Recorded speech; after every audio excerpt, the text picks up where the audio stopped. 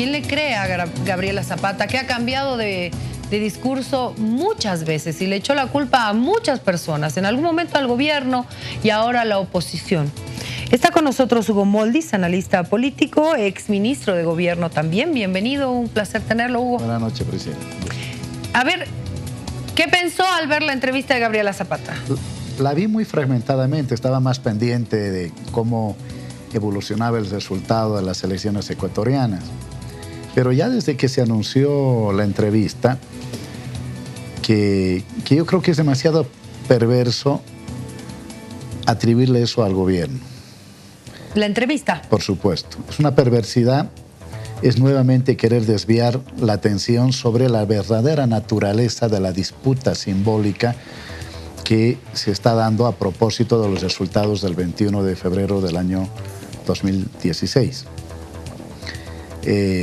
Es querer colocar, distorsionar el rechazo, el repudio al uso que por primera vez se hizo en el país, aunque no en el mundo, de convertir una noticia falsa en un arma política, que es lo que sucedió casi las últimas 3 semanas de un referéndum en el que por lo menos hasta 3 semanas, un mes antes del referéndum, la opción del sí estaba delante por unos 5 o 6 puntos. Lo saben las encuestadoras, saben esto incluso la embajada estadounidense, que siempre ha estado muy atento a cómo evolucionaba el referéndum. ¿Quién puede creerle a Zapata? Nadie. ¿No le creen nada de lo que dijo en esta entrevista? A ver, los hechos de la investigación demostraron que había una articulación político y mediática contra el presidente. Los hechos. Yo quiero recordarle, Priscila, que fue la denuncia, por ejemplo, del presidente Evo a propósito del encuentro entre Brennan, Carlos Valverde y lo que no se dijo, creo, hasta ese momento, el señor Manuel Suárez, muy amigo además de eso de Walter Chávez. 11 de diciembre del año 2015, cuando se empieza a afinar la estrategia hacia febrero, y esa estrategia pasaba a poner en marcha una telenovela que por primera vez decía en nuestro país, porque siempre ha habido diferencias en la política, y es bueno que la haya, por primera vez incursionaba en la vida privada de la gente, muy al estilo de la forma como se hace política en los Estados Unidos. En el país nunca nos habíamos metido en temas privados. Y lo hace con algunos elementos de la realidad para construir otra realidad, y que tuvo un efecto político. La propia Página 7, en una encuesta que hizo, creo que 2 meses después del referéndum, claro, el titular no decía lo que decía la información, de que el caso Fondo Indígena, caso Zapata, habían influido en aproximadamente el 15%. Si uno ponderaba ambos casos y lo comparaba con el resultado del sí, evidentemente el impacto fue de cerca del 7,5%. No sobre la totalidad de la gente que votaba no. Porque hay gente que iba a votar no de todas maneras. Caso Zapata, no caso Zapata, es gente que nunca votaría por Evo, por intereses de clase, por razones étnico-culturales, por prejuicios, ¿sí? Que nunca votaría por Evo Morales. Pero evidentemente se logra afectar, se logra romper el lazo emocional, porque ese es el objetivo de este tipo de guerras de nueva generación, de llamada cuarta generación. Se logra romper el vínculo emocional entre el líder y una parte de la base social. ¿Sí? Es una ruptura que a veces puede ser definitiva o a veces puede ser temporal, ¿no? Gente que, digamos, por X o Z razón se decepciona de su líder. En este caso, incursionaron en un tema que nadie se lo esperaba. Ahora, hay que admitir que parte de esa ruptura emocional se vio favorecida porque tampoco no se tuvo una sola línea de reacción. Entonces hubieron diferentes versiones a propósito del hijo, por ejemplo, ¿verdad? Que terminaron más de confundir a la gente. Sí. Y bueno, habrá quienes reivindiquen el no. Tengo la impresión de que es un sector pequeño frente a lo que fue el 21 de febrero del año pasado, porque, continuando con lo que le decía, ese sector que vio romperse el vínculo emocional con su líder, yo creo que una gran parte de ese sector, después de muchos meses, se dio cuenta que había sido presa de una mentira. De una mentira que no es una inocentada cualquiera, es decir, se sabía el efecto político que se quería producir. De hecho, hay mucha reflexión, Priscila, a propósito de estas nuevas corrientes, ¿no?, en las que a partir de noticias falsas generan efectos políticos que se esperan y que pueden tener una victoria en el corto plazo, pero así no se construye ni democracia ni se ganan elecciones. Hay que fijarse nomás cuál es la intención de voto que tiene la oposición en el país, hecha por diversas encuestas, y uno se da cuenta de la chatura política de todos estos jefes políticos opositores que, sin embargo, se montaron sobre el caso Zapata. Ellos fueron los que le dieron veracidad durante mucho tiempo, mientras no salía la verdad. Ahora, ahí hay algo que no entiendo y espero que me pueda explicar, Hugo. Dice, ellos le dieron la veracidad.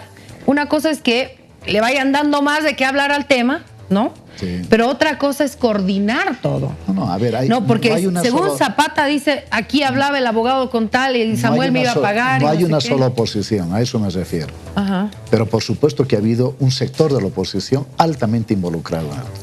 Y el señor Doria Medina, por supuesto que sí. A ver, Priscila, no lo dice la señora Zapata. Ya le digo, yo preferí seguir las elecciones en el Ecuador. Pero son meses, y claro, y sería interesante una recapitulación objetiva mostrando pantalla, Priscila, a propósito de las visitas de la señora Cynthia Perú a la señora Zapata. ¿Quién era la señora? ¿Quién es más bien la señora Cynthia Perú? ¿Sí? ¿Cuál era su papel dentro de la estructura de Unidad Nacional? ¿Cuál su papel dentro de la estructura más cercana a Doria Medina? ¿Cuál el papel del abogado León y Rafael Quispe a propósito en el fondo indígena, en la investigación del fondo indígena? ¿Sí? ¿Por qué? ¿Quién le paga al abogado León para que se acerque y le ofrezca servicios a la señora Zapata? ¿Es la señora Zapata la que lo busca a él? Sí, todas estas cosas se han empezado a develar durante toda la investigación del Ministerio Público. ¿Cuál era el papel de la señora Zapata en el caso de Camsé?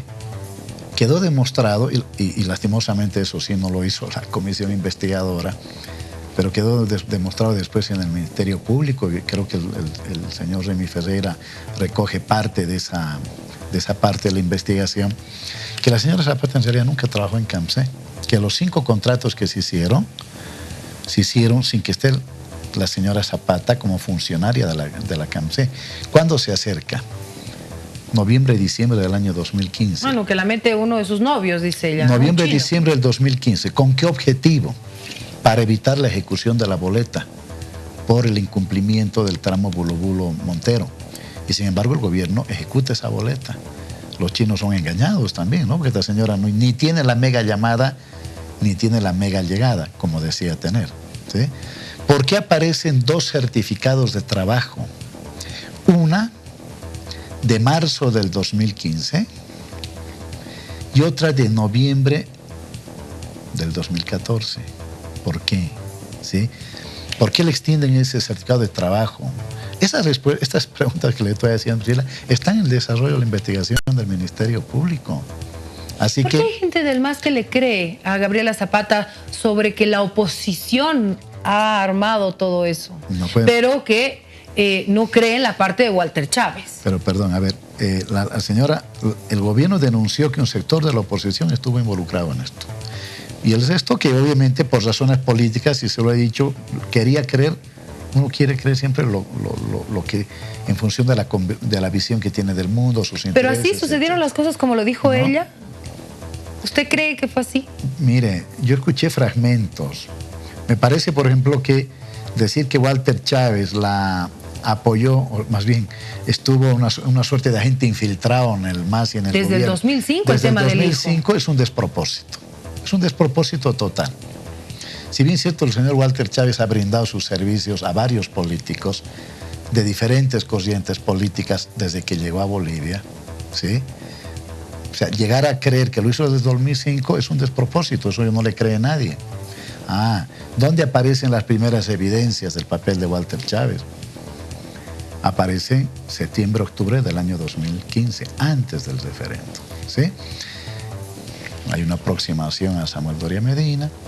Él tiene un amigo, extremadamente amigo de él, el señor Manuel Suárez, recuérdese, bonista, ¿sí? Por el cual se van transmitiendo ciertas informaciones a Doria Medina y a la oposición. Incluso creo que hasta el propio señor Roger Pinto, ¿no? Sería interesante que le pregunten a Roger Pinto, se lo puede hacer Priscila desde acá, si alguna vez Walter Chávez le pidió, ¿no?, apoyo a cambio de darle información, apoyo en el sentido de que le tramite su ingreso al Brasil, por ejemplo, ¿sí? Así que no confundamos las cosas, no tratemos de distorsionar una verdad histórica por una entrevista que la Red 1, si no me equivoco, es una entrevista, señor César Galindo, y claro, en ese momento nadie criticaba. No, fue criticada, ¿no?, también.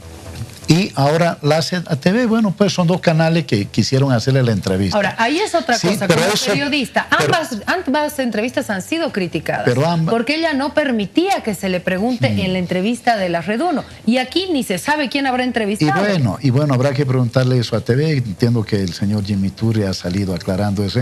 Pero no hagamos otra vez que el caso Zapata, que las declaraciones de Zapata, ¿no es cierto?, sean un manto de humo para explicarnos la verdadera naturaleza de las movilizaciones de hoy y de mañana.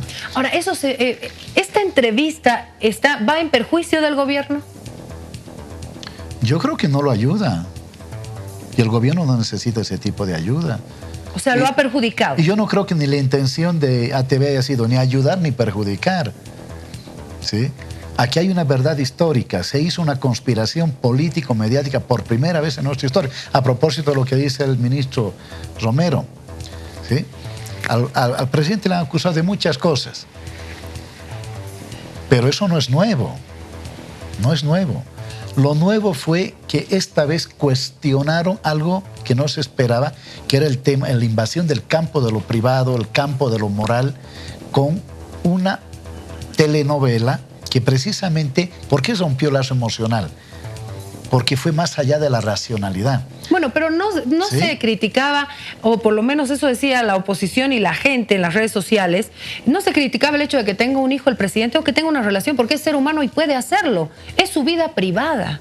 Lo que se criticaba o se observaba es que esta señora luego aparezca trabajando en una empresa que tiene millonarios contratos.